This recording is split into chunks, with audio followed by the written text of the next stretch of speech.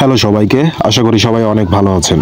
আপনার বাড়িতে কি পুরানো ফার্নিচার আছে যেগুলো একসময় ছিল ঝকঝকে এবং আকর্ষণীয়, কিন্তু এখন মলিন এবং জীবনহীন হয়ে পড়েছে? ভাবছেন এই পুরনো আসবাবগুলো কি আর আগের মতো করা সম্ভব, নাকি নতুন করে কিনে নেবেন?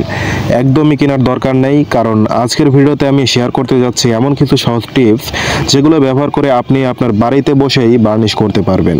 অতিরিক্ত খরচ ছাড়াই পুরনো ফার্নিচারকে দিতে পারবেন একদম নতুন লুক।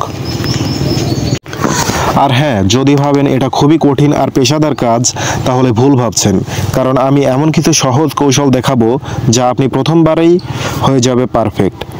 তাহলে আর অপেক্ষা কেন, চলুন শুরু করা যাক।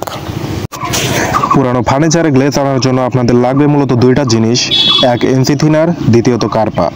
ছোট ছোট পাথরের মতো দেখছেন, এগুলো হচ্ছে কার্পা। এটা আপনি যে কোনো রঙের দোকানে পেয়ে যাবেন। আর বোতলে এটা হচ্ছে এনসি থিনার 333, এটাও আপনি যে কোনো রঙের দোকানে পেয়ে যাবেন। এনসি থিনারের দাম নেবে প্রায় 200 টাকা এবং কার্পার দাম নেবে 100 গ্রাম 50 টাকা। তো এই দুইটা জিনিস দিয়ে কিভাবে খুব সহজেই পুরনো ফার্নিচারে গ্লেজ আনা যায় সেটা আজকে আমি দেখাবো। তো ভিডিওটা সম্পূর্ণ দেখতে থাকুন। প্রথমে আমি একটা পাত্রে কার্পার টুকরোগুলো ঢেলে নিচ্ছি, তারপর কার্পার মধ্যে এনসি থিনার ঢেলে নিচ্ছি। কার্পা 100 গ্রাম দেব এবং এনসি থিনার দেব পরিমাণ মতো। ভিডিওটিতে আমি স্পিড ব্যবহার করছি কারণ আমি নতুন ফার্নিচারে রং করছি, সেজন্য।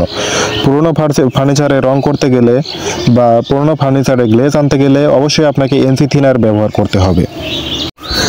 তারপর কার্পা এবং এনসি থিনার মিশিয়ে কচলাতে থাকুন যতক্ষণ কার্পা গলে আঠালো না হয়ে যায়। তারপর এর উপরে একটি সুতি কাপড় দিয়ে দিন যাতে নিচের ময়লা উপরে না উঠতে পারে।